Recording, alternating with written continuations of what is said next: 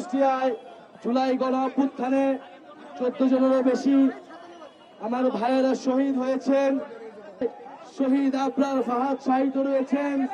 আমরা সেই আবরার ফাহাদের কথা বলছি, যিনি বুয়েটের মেধাবী শিক্ষার্থী ছিলেন।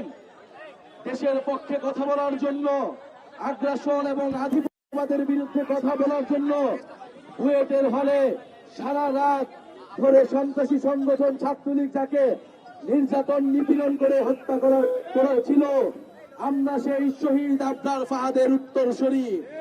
প্রিয় কুষ্টিয়াবাসী, সেই শহীদ আবরার ফাহাদের মাটিতে আমরা দাঁড়িয়ে রয়েছি, শহীদ ইয়ামিনের মাটিতে আমরা দাঁড়িয়ে রয়েছি।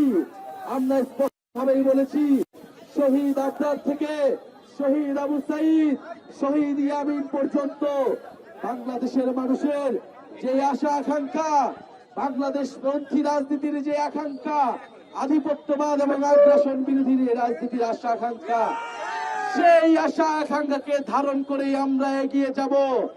আমরা ভারতীয় আধিপত্যবাদের বিরুদ্ধে আবরার ফাহাদের পথ ধরে লড়াই করেছি। আবার যদি কোন রাজনৈতিক দল, কোন রাজনৈতিক পক্ষ সেই আধিপত্যবাদের গোলাম হতে চায়, আমরা তার বিরুদ্ধেও দাঁড়াবো। বাংলাদেশের জনগণ তার বিরুদ্ধে প্রতিরোধ তৈরি করবে।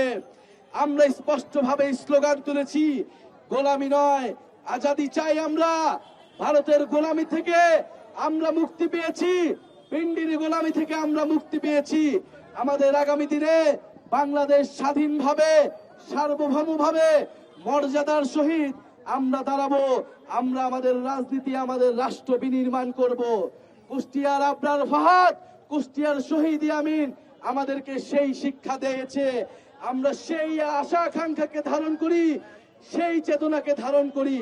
আপনারা কি শহীদ আবরার ফাহাদকে ধারণ করেন? শহীদ ইয়ামিনকে ধারণ করে? শহীদ আবরার ফাহাদের স্ট্যাটাস মনে আছে আপনাদের? সেই একটা সময় যখন বাংলাদেশের মানুষ কথা বলতে পারতো না, দিল্লির আধিপত্যবাদের বিরুদ্ধে কথা বলতে পারতো না, তখন আবরার ফাহাদ আমাদের নদীর চুক্তি নিয়ে, আমাদের পানির ন্যায্য হিস্সা নিয়ে ফেসবুক স্ট্যাটাস দিয়েছিল, আমাদের বন্দর নিয়ে ফাহাদ স্ট্যাটাস দিয়েছিল, বাংলাদেশের জনগণের স্বার্থের পক্ষে স্ট্যাটাস দিয়েছিল। সেই আবরার ফাহাদ সেই সময় যখন ভারতের আধিপত্যবাদের বিরুদ্ধে, ফ্যাসিবাদের বিরুদ্ধে, শেখ হাসিনার বিরুদ্ধে কথা বলতে পারতো না, যখন ইসলাম ধর্ম এবং বাংলাদেশের পক্ষে কথা বলা মাত্রই তাকে হত্যাযোগ্য করা হতো, তাকে নির্যাতন করা হতো, শহীদ আবরার ফাহাদ সেই সময় মুখ খুলেছিলেন। আমরা সেই শহীদ আবরারের পথ ধরে শহীদ ইয়ামিন পর্যন্ত যে জুলাই গণ অভ্যুত্থান, ফ্যাসিবাদ, আধিপত্যবাদ বিরোধী যে লড়াই সংগ্রাম, সেই লড়াই সংগ্রাম চালিয়ে যাব।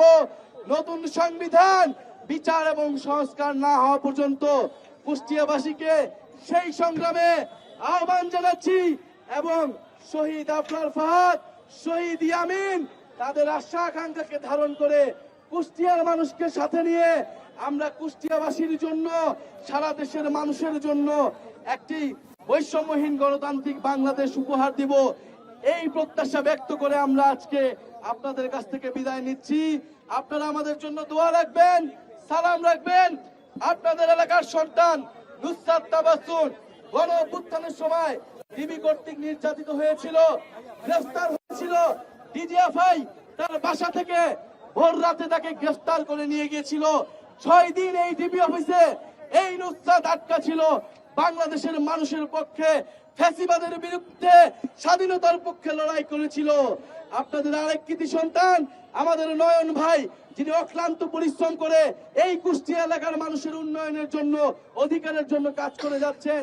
আমাদের এখানে আরো শ্রমিক ইউনিয়নের, যুব শক্তির, এনসিপির কুষ্টিয়ার বিভিন্ন পর্যায়ের নেতাকর্মী রয়েছেন, যারা আজকের কর্মসূচি সফল করেছেন। তাদেরকে আমরা আন্তরিকভাবে ধন্যবাদ জানাচ্ছি। যারা শহীদ পরিবার, আমরা আজকে সকালে দেখা করেছি, আহত যোদ্ধা রয়েছে, তাদের প্রতি শ্রদ্ধা এবং সম্মান জানিয়ে আমরা আজকের এই পথসভা সমাপ্ত ঘোষণা করছি। ইনশাআল্লাহ 64 জেলা আমাদের এই পথসভা আমরা চালিয়ে যাব।